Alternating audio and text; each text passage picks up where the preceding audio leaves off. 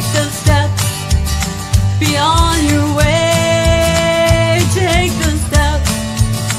When you have a dream, you gotta start. It's the only way. If you're gonna shine, and you're gonna shine, shine, shine. You're gonna shine. Yeah, welcome to the ranch where we span the globe to bring you the best in indie Americana music, and we are brought to you by Blast Music 24/7. If you're an indie artist or you like new music, you want to go to Blast Music 24/7. They actually take care of their artists there. So if you're supporting music or you need some support, you got to be on Blast Music 24/7. And we are brought to you by Hotel Universe, your management and video needs. So again, you want to look professional always. We don't compete with each other, but we support each other and we want to be competitive with each other. So Hotel Universe, tell them Randie sent you and they're going to hook you up. And then we got our radio stations in Paris, My Indie Radio. We love you guys listening every week. So thank you very much. And then on the other side, we have California. We have the Plow Zone listening in on Wednesdays and My Indie Radio's on Thursday. We hear the ranch. And streaming podcast service has the ranch. So we're everywhere you want to be. So I'm glad you guys are listening in. We go live on Mondays, of course, and that's where we get all interactive. And Billy's here, and I missed you, Billy, last week. Howdy, Billy. Good to have you with us tonight. So you made it tonight. Thank you. So that's great. Well, buckle up because this is the funniest thing ever.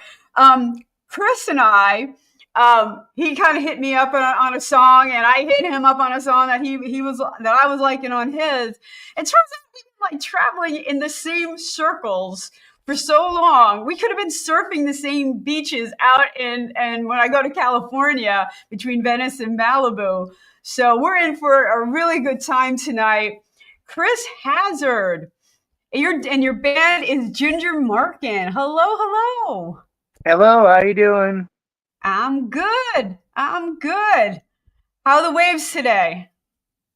We got a swelling, so I don't know. We played a bunch of shows, so I'm still beat up. Like I just got myself ready for your thing, and haven't really ventured outside other than take my dog out. Okay, all right. You're busy, so I forgive you. But I'll check the waves and let you know. All right. You got the surf report. I need a surf report. It's funny. I'm like landlocked now here in Pennsylvania, but I'm still about an hour and a half from the Jersey Shore. And I still check the surf reports and see what's breaking where, So still some fun times and the best waves in the world, Malibu. It's just some great surfing, but we're here to talk music. But we could talk surfing and music. And you can talk surfing if you want. Snowboarding, surfing, skateboarding, Right? Anything you can ride, horses, all that stuff. I love riding, That's my jam. Right. Is that where you get creative, or that's your outlet, or? I mean, I had to surfing, skateboarding, horseback riding, like all the stuff that you did in Malibu when I was a kid. That's got me to a certain point, but I got so dedicated in my 20s that I was the only guy in a metal band that had tan lines. So I'd show up and I'd have that wetsuit mark, and tan, cut off tan lines right here. And, all the other metalers were all pretty pale because nobody really made it out to the beach much. So. Oh my God! Now Billy's in New York, but he's 10 minutes from the waves. So, oh, nice. And nobody's surfing out here today. It's like 40. I wonder where he surfs in New York. I've never. I made it out to the East Coast. I surfed in Rhode Island and Narragansett, and I surfed down in Florida a bit. But I never, it's like I heard Montauk's got nice waves. Montauk, I heard Jones Beach has some sometimes. Mattaquan in Jersey. Silver Lake. In fact, there are a couple beaches in New Jersey that if you have a surfboard, they have a certain sectioned off part of the beach where you could surf for free. You mean, hold on, surf for free? You got to pay for surfing? Oh, There's yeah. surf camp? Oh, yeah. The Jersey Shore, you have to pay to get on the beach. And New York. I know. Mark that off my list. No go. Did I just like blow your mind? You know? Oh, yeah. God made the beach. The beach should be free. That's crazy. You know what? I ain't disagreeing. I am not. No, I ain't disagreeing. But welcome to New Jersey. Yeah, and it's like $10 a day or something for a beach pass. Oh my Billy, how God. much is it to get on the beach in New York? See if he still listening. But yeah, and Florida's free, but sometimes they make you rent the cabanas and chairs and stuff. Well, if you get something with it, you know, I mean, I love add-ons, so I mean, I could see that worth paying for. But God, don't tell anybody, man. I mean, LA's already expensive enough. All of a sudden, like, you know, I walk out of my house and they're like, "Got to walk your dog fee. You want to use the grass fee. You want to go out on here's some sand. Oh, you're on the sand." Oh yeah, yeah. Do you pay for Muscle Beach? Oh, Billy never paid. Is that because you don't go to the beach or they don't charge? Maybe there's different free beaches in Long Island. Okay. Okay, it's going to be interesting because this is going out to California to the plow zone. And then I wonder what the European beaches are going to do because we're all over Paris and Europe too for my indie radio. So the plow zone. That's a cool name for a state. I like the plow zone. That sounds cool. Yeah, it's out of Northern California. It's got I'll have to check that out. Definitely. Oh, he worked the beach. Now that's smart because that's how you get all the free stuff. Ah, nice. Yeah, Billy. That's what I used to do when I couldn't afford to go to the YMCA. Like I would work at the YMCA and just get to use everything, and they paid me to be there. So workaround. It's a workaround. We're creative people. We just come up with things, make things work. And it's funny because I've been to LA quite a few times. And we actually have trouble in the same circles. Wait. Mindy says, only during the summer and only before 6 p.m. or something in New Jersey they charge. Yeah, there's a time window. Like you can go early in the morning, and I think they start charging at 10. And then after 6, it's free again or something like stupid like that. I'm glad I got that heads up because if I ever make it out that way, it's like I'd be like, "You're fooling me, right?" Like, no. Like, you know, we charge you a fee to go on the beach. I'd be like, well, no, you gotta know where to take your surfboard. What's that now? You gotta know where to take your surfboard because if you're in Manasquan, if you stay by the rocks and you have a surfboard, you're free. And Silver Lake has a surfing area, and there's a few other beaches. So you have to know where the free surfing beaches are. Huh. Especially if they got good waves. Like here, you can have the SE waves. You know, like the not so good ones, but they're free. Right. The wonky is crap. Malibu, man. I mean, I wish they'd.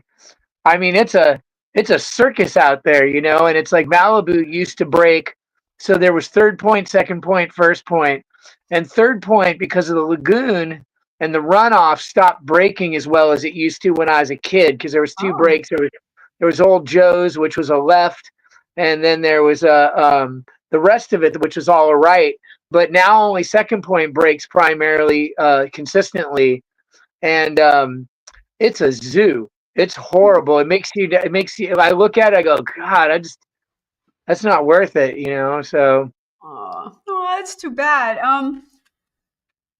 The thing is about surfing is waves are really wonky. They're kind of like Florida waves. You know, Florida waves are kind of wide and hard to stand up on too.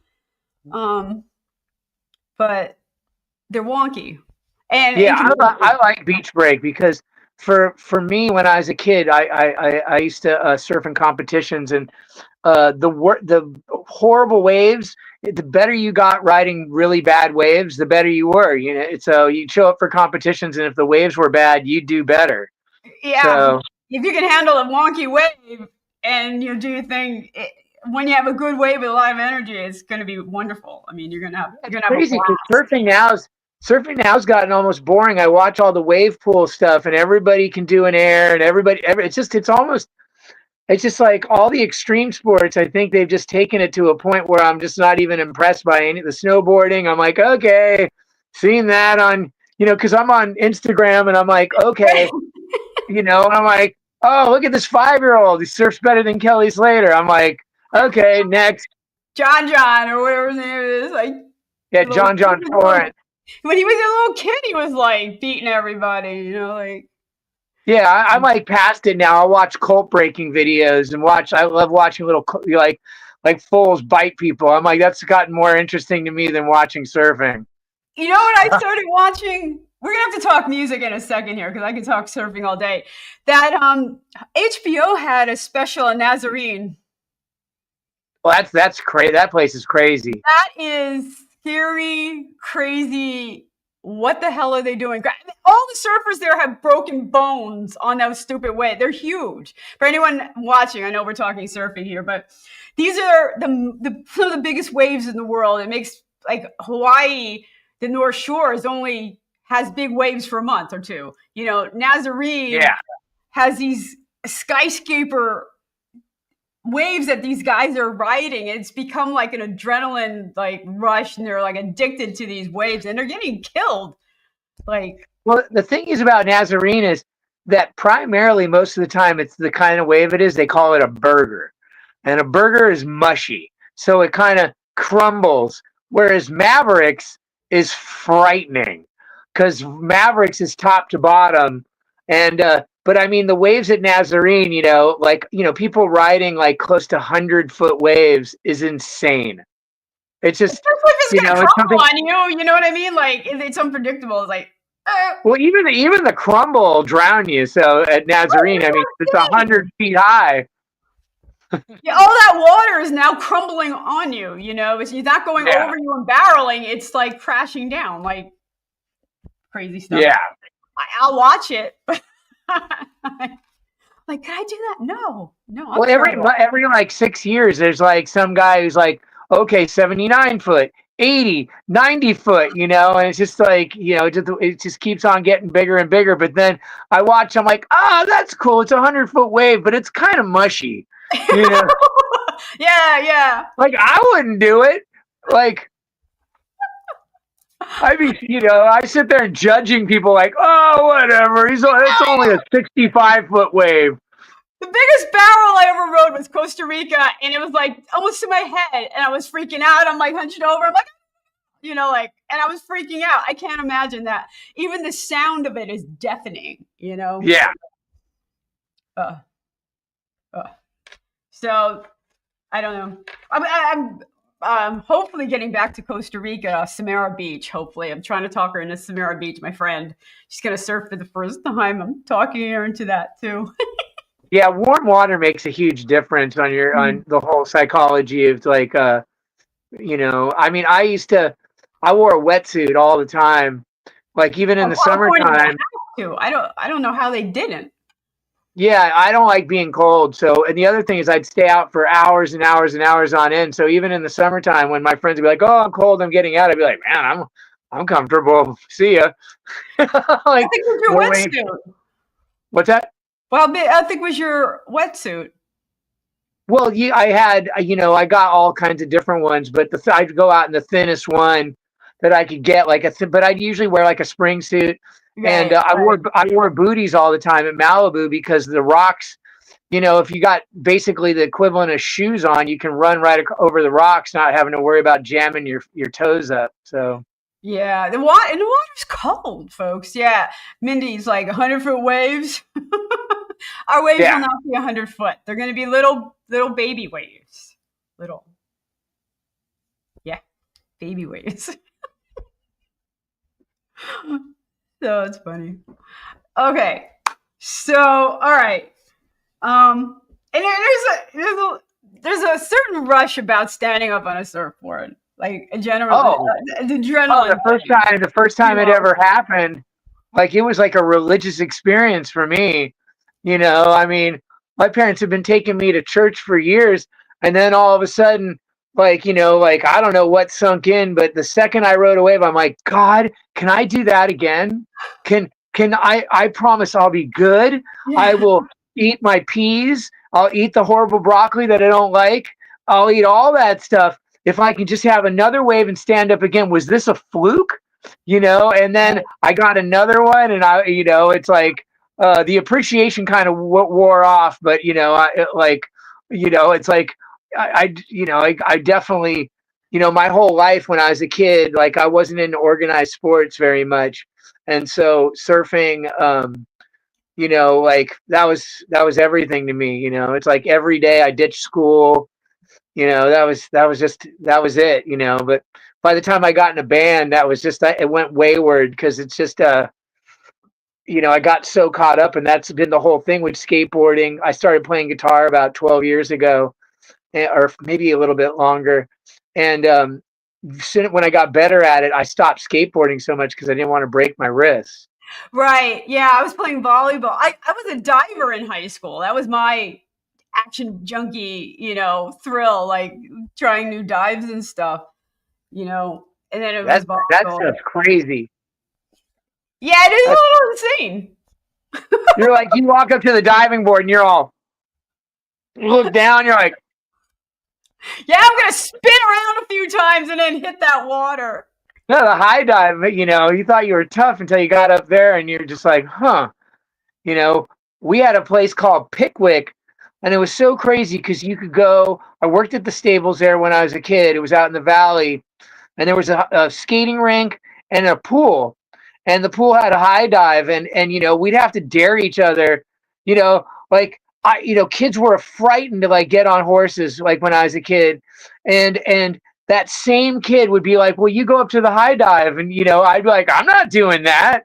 So I tip my hat to you for being a diver, because that's I watch that stuff. Again, on Instagram, I sit there and watch videos of people doing crazy stuff on the high dive. I'm like, and especially have you seen these new diving videos where these kids are just launching themselves off of like Oh, enormous cliffs? You're like, what the? stop. I know, I Yeah, know. you're like, you're gonna The die. Red Like, Bull extreme diving. Holy crap. Oh my God.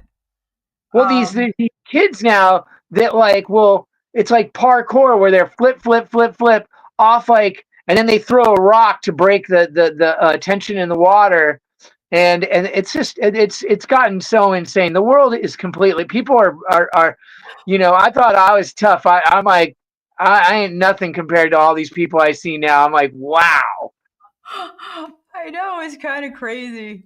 It's kind of There's a crazy. lot of like, I wouldn't do that videos. I wouldn't do that. But let's talk music, because standing up, you paddle, you paddle, you paddle, you work so hard to get out to the wave, and it's just that rush. And then you found guitar and performing. Is that the same rush for you? Oh yeah. I mean, I'm addicted. Unfortunately, like I've been able to knock all my other demons away, but the addiction to keep on. I keep on telling people I'm just, at my age, I'm too dumb to quit, and which will probably be the title of my next record, because I'm coming up to anniversaries in my age where it's just you question why you're still doing it. It's just that addiction. It's like, I love putting on a show, because I started out as a lead singer, and then out of necessity, I picked up the guitar. Oh, right. I did the same. I was a singer for so many years, and then it got harder and harder, and I wanted to do my own stuff, and I had to start playing. That Yeah. 12 years ago. Okay, Billy's into bungee jumping, and that is something that never intrigued me. Yeah. No, no. I got That's this crazy crazy thing. too. I don't know if you've seen it, but my hair, this is like part of my hair in the back. This is like a Oh, really? ponytail. Like my hair is, so bungee jumps, there's certain things, roller coasters, like up here, this is all hair. So like getting into the roller coaster, like the head thing and all that stuff. I like that's why I got music, because like that stuff all kind of, the motorcycle, like my tail gets stuck in the sprocket or something. So all the other fun stuff has kind of been wayward of trying to chase the music addiction. Right, which kind of led to Outlaw of Excess, right? The first song we're going to listen to. Yeah, that's one of the first songs I wrote when I got my act back together.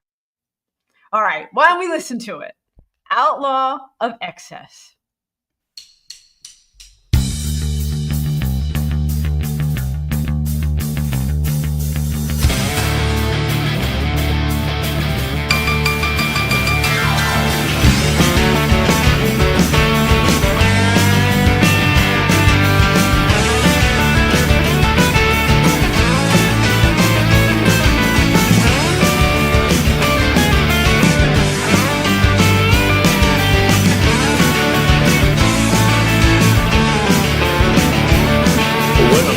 And after killed a bottle of whiskey and tried to bed my woman when I left her all alone.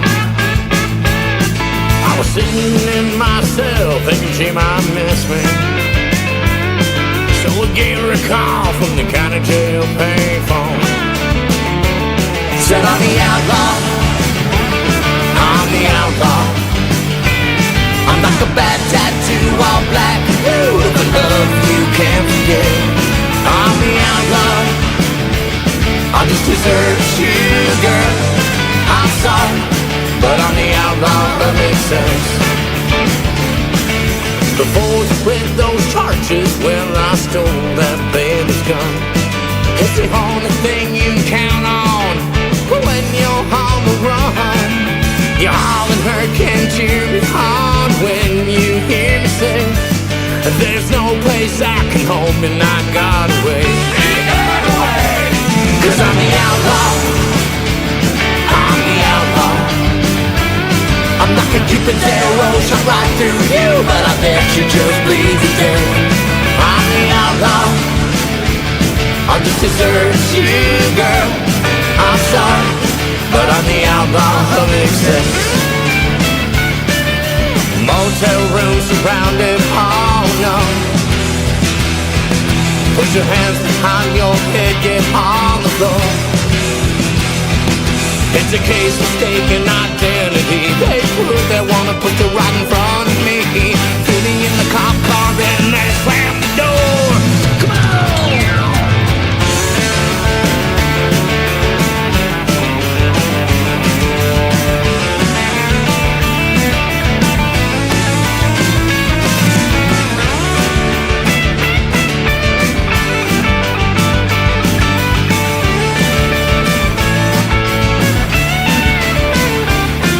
The judge said 2 counts of murder, thought it was only 1. When I found out just who it was, I said, Lord, what have I done? I know we get life or the chair, it don't matter either way. But the judge granted me a pardon, I said no way. He said no way. Cause I'm the outlaw, I'm the outlaw. I'm like a bad tattoo, all black and blue, with a love you can't forget. I'm the outlaw, I just deserve you, girl. I'm sorry, but I'm the outlaw of excess. I'm sorry, but I'm the outlaw of excess. I'm sorry, but I'm the outlaw of excess.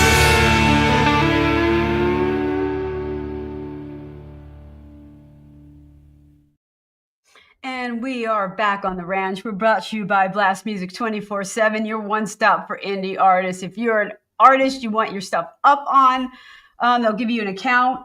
And if you're looking for new music, all types of different music, you can go to Blast Music 24/7. There's all kinds of podcasts, networking. They have curated radio stations, all kinds of good stuff for us indie artists. So, and we are brought to you by Plow Zone out in California and My Indie Radio supporting us at all the streaming platforms. I don't know, Apple Podcasts, Pandora, Amazon Podcasts. You find it.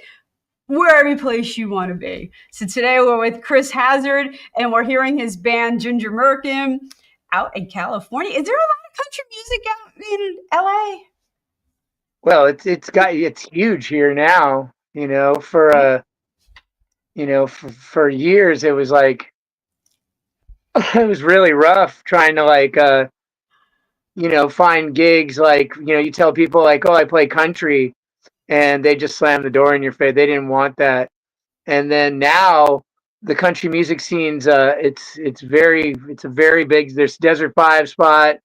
There's a Harvard and Stone. They do grand, and then Ben Riddell's a big part of the country music scene here. He does a thing called the Grand Old Echo, and he's been doing that. He's the original.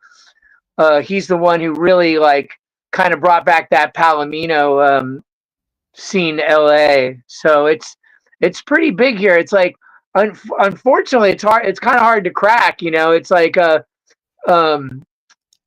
it's like if you're playing standard country, then it's pretty easy to get in. There's a huge amount of people now playing standard country now, and I come from a heavy metal hard rock background, so it's the heroes that I have won't even, for the country market in LA, they don't even come here, because the outlaw country scene is people like Jamie Johnson and Blackberry Smoke. They primarily don't even come to LA anymore because there's just I find outlaw country to be that's what I like. Mm-hmm. And that's my primary love. And like the stuff I grew up on, not just Waylon, but like Jerry Reed, and of course Jerry Lee Lewis. Like when he went country, I like, it's like I like the drugged out, sad, murder songs and stuff. And that market's kind of getting looked over a little bit in LA. There's a new band called the Jolenes that is doing like what's called cowpunk, and we call ourselves the kings of heavy honky tonk. So it's a little rough here. That if you're playing by the rules of country, then there's open doors to you. But if you're trying to pioneer anything, it's a little difficult. No, I hear you. But Billy loved it. He thought that song was so good. Now you like murder songs, but the next one we're going to listen to, Last Match in the Book. Yeah, this is I'm going to go in and redo this one. The version that you have is with Daryl Hall, his son, Darren, who's now out on the East Coast. He was with the band in the beginning, Ginger Merkin. The band's now called Mr. Ginger Merkin. We changed the name a little bit. Okay. But Darren's the one singing primarily in the background, and he was my partner in the band. And so it's a definite, like, the people who love that song, we do a really good version of it now. So we're about to go in and re-record it.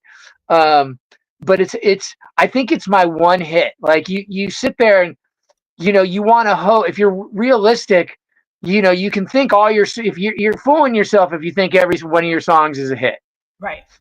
Because you have a hit, and it's hard. And then you come up with another one. But as you see, like all the artists that we grew up with, Stand By Your Man, like there's certain songs by certain artists that you just, like they had that one hit, and so I think this is probably like worth my time to go back in and redo it with the band.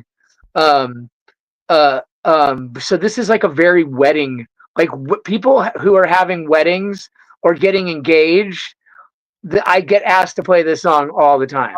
Yeah, I get here. All right, let's see if everyone agrees if they think this would be your hit. This is called Last Match in the Book. And for an outlaw country band, this is as close to a love song ballad as you get.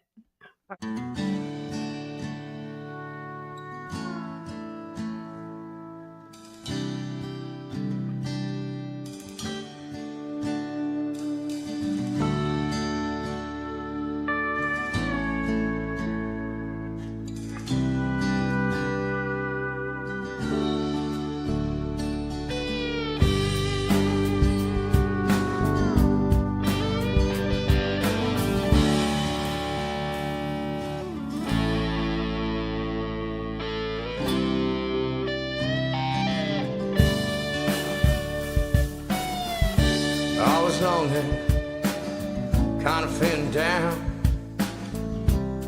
I need someone, there's no one around.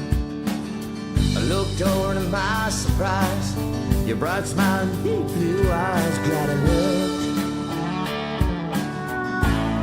Oh, honey, you're the last match in the book.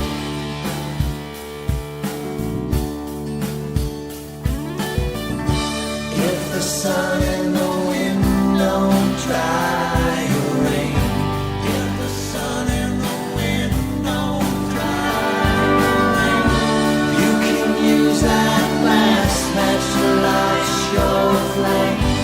You can use that last match to light your flame. Things got so hard, and yes, my hands they shook. If you're cold inside, she's the last match in the book.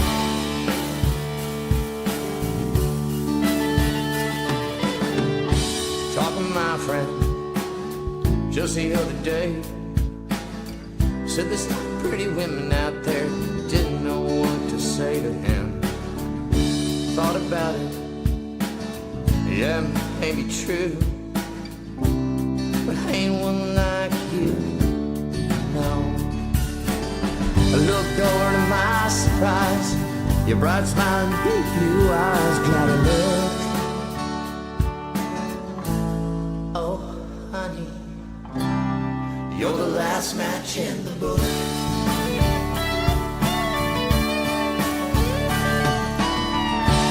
If the sun and the wind don't dry your rain, if the sun and the wind don't dry your rain, you can use that last match to light your flame.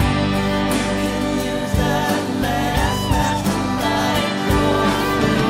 If a beautiful girl walks by, oh, take a second look. Oh, honey, you're the last match in the book.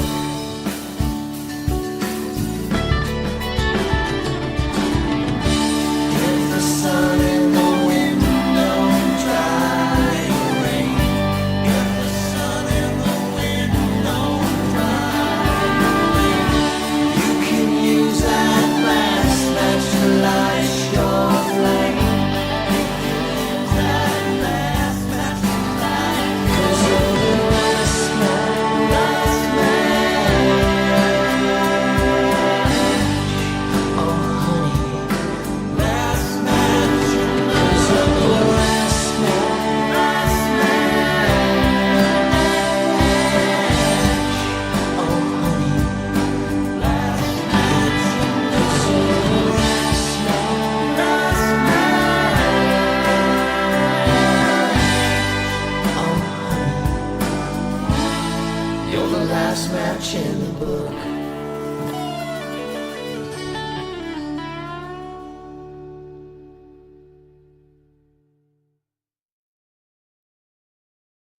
All right, we are back on the ranch. We are brought to you by Blast Music 24/7, your one stop for all indie music.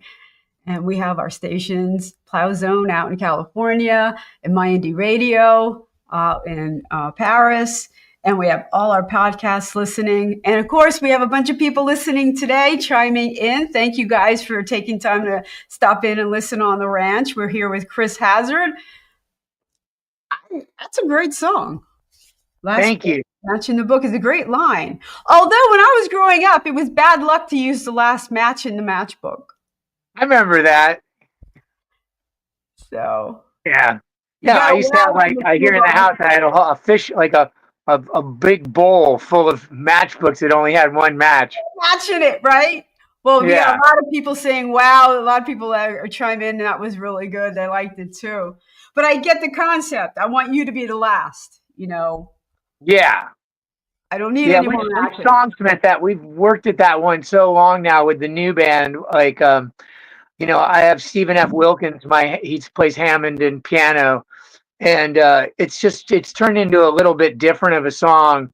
So I really want to get I've songsmithed it. I've gotten a little bit more conviction in the vocal, you hope you can do it better. It's like you never know. Recording in the studio, like, the road to hell's paved with good intentions, and you go in and you're like, you come out and you're like, the one you thought was the worst song becomes out the best, and so I'm gonna try to get a really, like, I'm shooting for a good producer, and just, on that track. I know producers are everything. People don't understand. You come up with a song and you have high hopes, and a producer can take it in so many different directions and add some real life to things.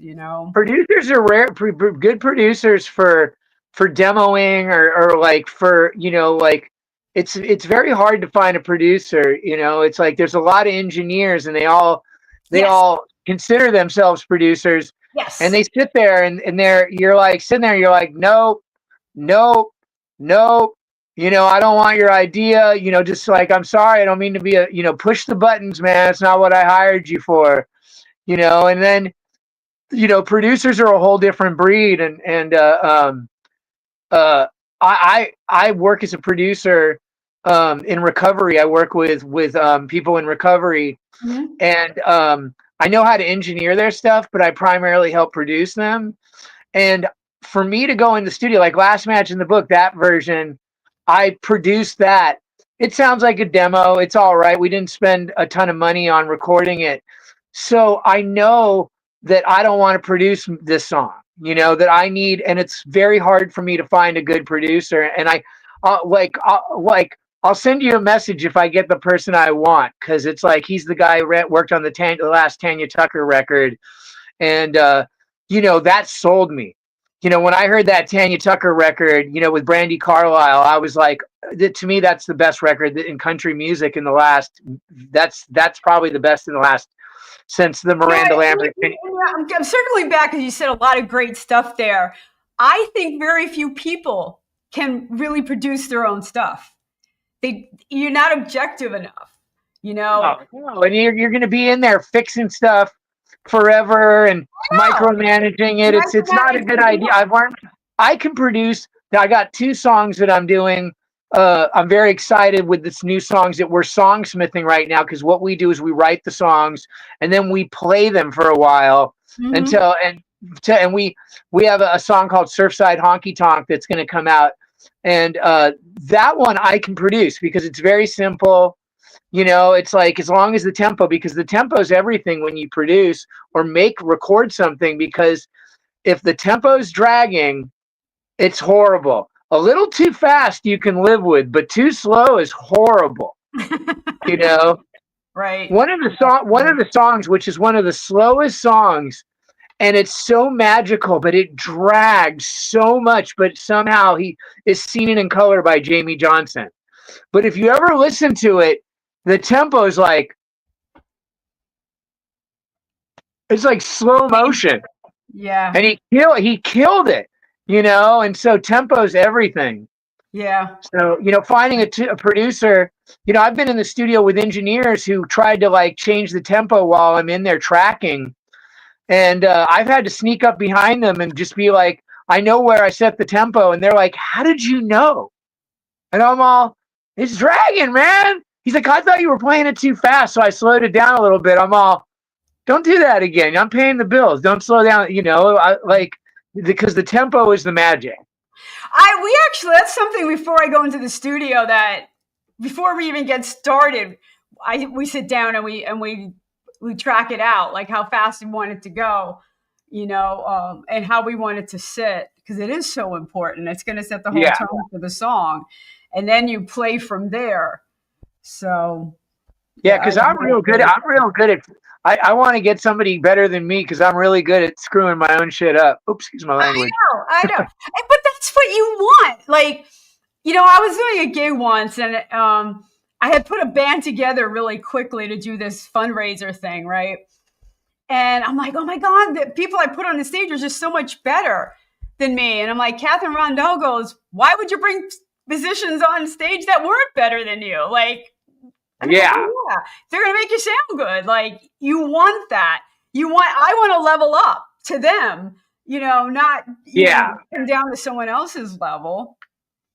Yeah, I've been very lucky, and especially like the band that I have now behind me is solidly been like Stephen F. Wilkins and I are pretty much partners in the band, and that's the Hammond guy. You know, he's my keyboard guy. And then our drummer's now been with us for I think about 3 years, and our bass player's been with us at a year. And part of my French, I mean, I'll say I got tired of throwing something at the wall and seeing if it stuck. Yeah. And once you get that solid lineup behind you, it just becomes like a pillow. It's so comfortable, and you can just land on your pillow, you know. And my guys are just so good, you know. And you know, I stress out all the time, you know, as a professional cat herder. You know, you're just trying to keep the psychology of having a band and keeping everybody happy and getting so close to the big time, because you're getting close. Like you get good, and then all of a sudden you may have a chance to break through to the next side, the other side, and then you lose one little facet, and then you're starting over again. Uh-huh. I love the So cat herding metaphor. That's perfect. People, it's so hard. You have so much creative energy in a room, you know, and keeping that meshing and jiving is a full-time job. It really is. Really is. yeah, But which is my why, dad was a conductor, so it's like my band has gotten they're very good with me about, like, I'll sit there and go, you know, like this, which means I can sit there and I can, you know, they'll listen to me like bring it down. You know, I can they kind of watch me conduct a little bit, like if the tempo's a little fast, like I'm like, you know, but it's all little subtle gestures. And now that we've been playing for a while, they all pick up on it, which is, you know, just makes you like, I'm really blessed to have those cats.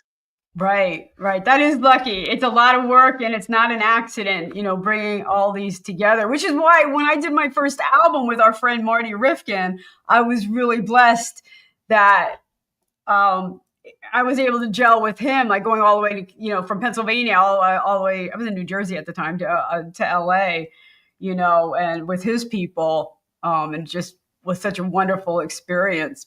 Um, you know, He knows this. Yeah, Marty knows his stuff. I'm like, I only met him very not like a couple like maybe a few months ago, but I was aware of his work, and he was working with a lot of people. I produced this guy named Desi Ramon. I worked on a track, and then the track got sent out to Marty to be mixed. And when it came back, it was amazing, you know. mm-hmm. And so Desi Ramon's part of he's definitely part of what we out here. We have that we have our cowpunk scene, which is we're all a bunch of punk rockers that became country artists, you know. So, uh, Right, yeah, so Marty worked on her stuff, and he did a great job. right, right. So that chemistry is everything with producers, with people in your band. You know, you don't want someone killing your creativity. It's hard, you know. Yeah. It's like, I mean, you know, it's a very like being in a band and trying to get people in the studio, and you know, trying to get everybody to agree. And you know, there's a lot of cooks, and you know, I've been a signed artist since I was 19, and you know, like I've just been in there for so long in the studio, and I've learned that, you know, it's like there's my way, and it's not my way or the highway. If you have that attitude, you're toast.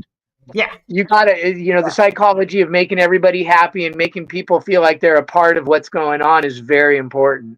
Yeah, I actually have my crew that I record with, and then I have the band that I take on the road with performances and stuff. So it's interesting to do it that way. So our last song up is "Residue from the Fast Lane." Yeah, it's a quote by Leon Russell, and they did an interview with Leon, and they were asking him about a bunch of stuff in his studio or his garage or something. And you know, it was like there was keyboards and old gold records and stuff. And he had it just all in a pile and stuff. And they were like, well, what's all this stuff? You know, and he goes, it's just residue from the fast lane. And I was like, I'm gonna write a song And when I presented it to the former lineup of my band, one of the guys was like, dude, you can't use residue. It's a horrible word. And I was like, what? Like, no. The song is done. Like, it's a good hook. I'm using it. I'm like, and I really, really like that song. That song, I'm really picky with how things come out in the studio, but it shows my keyboardist, who's just a demon. He is so good. And it's like, I got a chance to let him, I spent hours mixing him to just, this song is basically revolves around him. So, and then he had no problem with me calling it Residue from the Fast Lane. Oh. So he's a keeper. All right, let's listen. Residue from the Fast Lane.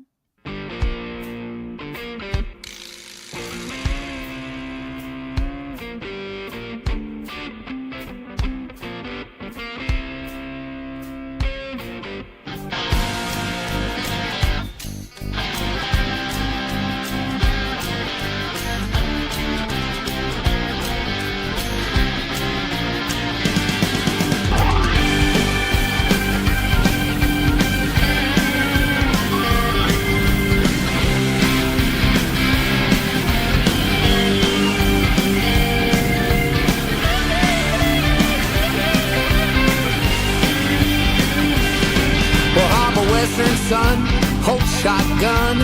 I got my record done. Hey, I went number one. I let the go to my head. I guess, oh no. I bought a lot of fast cars and piles of cocaine, and that's just residue from the fast lane.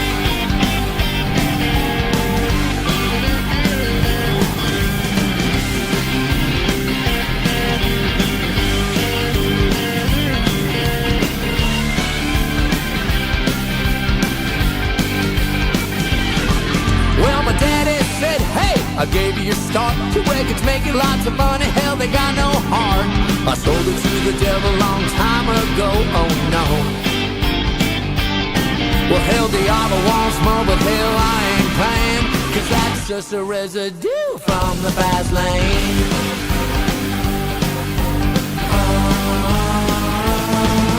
A man in a suit and horns came to take my soul. I said, hey man, just press record and let it roll. Ain't done nothing wrong, hell, it ain't my fault. Got 12 gold records hanging on my wall, and heck, it don't mean anything to me at all.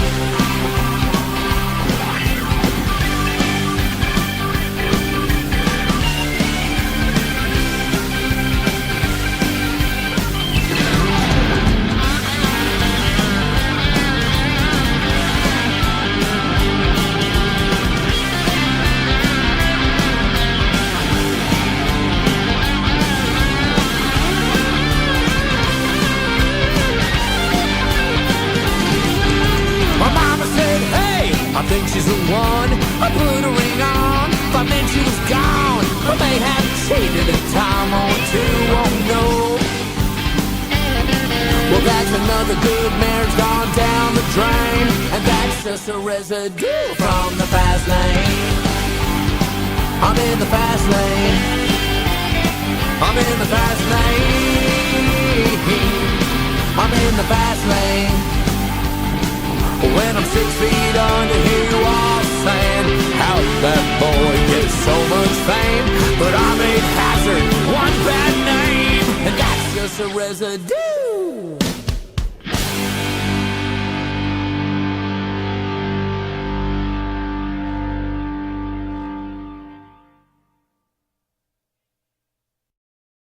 You really do hear that hum in Oregon.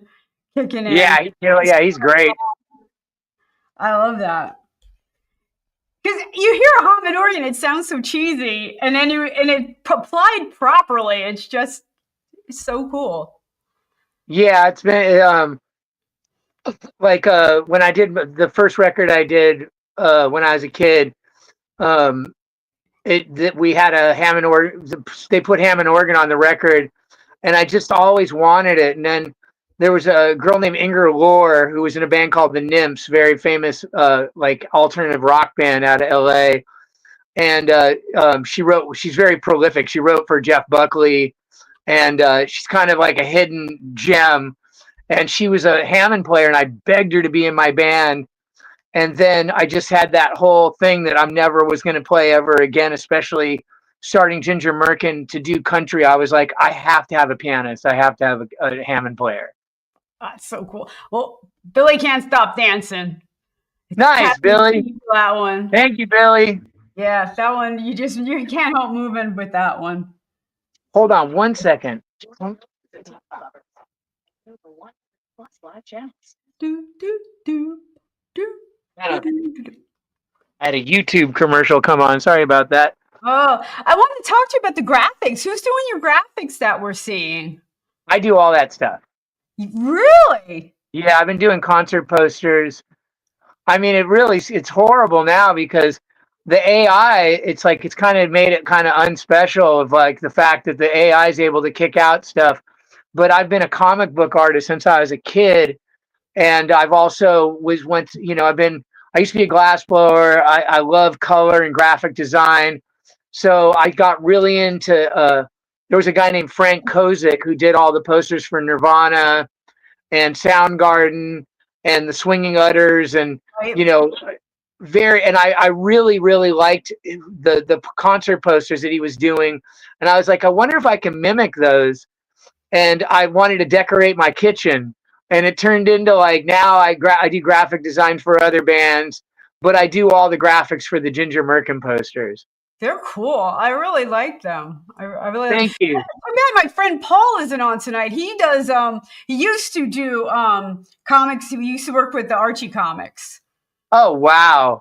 Yeah. He did that for many I've probably years. seen some of his stuff and been influenced by it because I mean that's the thing is nowadays is like if I'm wondering what color I want to use for something, I'll look at references of a lot of old comic books, and you can actually sit there and go, you can grab hexadecimal numbers, which is the combination for color, and go, wow, I really like that red that he used in the background. Hold on, let me just sample it, so. That is cool. I do have my own branded, I made my own colors. You'd be proud of me. Oh, wow. Yeah, and they're on my website. So those are actually part of my brand kit. So. Oh, nice. I learned how to make colors, and we made them. So that's my only thing, my own claim to fame. And I bought my own fonts too. So. Oh, nice. Yeah, I create a lot of the fonts I do are hand drawn, but even with that now, I can do. I mean, AI can sit there and go. I can draw out like a certain amount of fonts, and then like if I'm having trouble with one, I mean everything's just gotten so, it's at the point now where I'm about to go back to photography for our posters because, a lot of the bands now have the cowboy with a skull with a cowboy hat on and stuff, and I'm like, okay, I'm on to something. I don't like doing that. If somebody catches on, I'm on to the next thing. Yeah, so I want to be ahead of the trend. As soon as it catches on, you don't wear what the mannequin is wearing. I mean, that's just no. It's time to go on to the next thing. So nowadays you got to try to stay ahead of the AI with creativity and do something that it can't do. And so there's still things that it can't do, but we're not long in this world for AI not outthinking us in every, not to go down that road, but it's crazy. It's crazy. It's crazy. And we only have a couple seconds left. So tell me, Chris, where can people find your work? Your great graphics, your music, all this stuff. Where can we find you? What are you doing next? On Instagram, I'm Hazard Christopher. Okay. On the Ginger Merkin stuff, I've only released 2 things, but you can go listen to all of it for free at mr.gingermerkin at Bandcamp. And but the Residue from the Fast Lane and Outlaw of Excess are both available everywhere. And then and then also, if you want to listen to my old stuff, then it's like you can go to the band Funhouse or look up Funhouse Generation Generator, and you can listen to like all the metal stuff that I used to do. So that pretty much covers it. All right. Well, it's been really fun hanging out with you, Chris. I really enjoyed. Yeah, thanks so much for having me. I really appreciate it. I listened. I heard one of Randie's songs, and I really, really liked it. So I reached out and mentioned it, and here we are. So thank you so much for having me. Yeah, now I want to go surfing in Malibu, man. Malibu waves. Oh, do some recording in the afternoon. When you catch up with Marty, tell him I said hello. Okay, I will. I will. All right, guys, thank you for watching. I know we had quite a few people chiming in tonight. I really appreciate that. We are live every Monday, 7 p.m. Eastern time. And then you can catch up with us on our radio stations, Plow Zone and My Indie Radio, and all the streaming platforms with podcasts, including YouTube. And we'll see you around. All right. Catch you next week.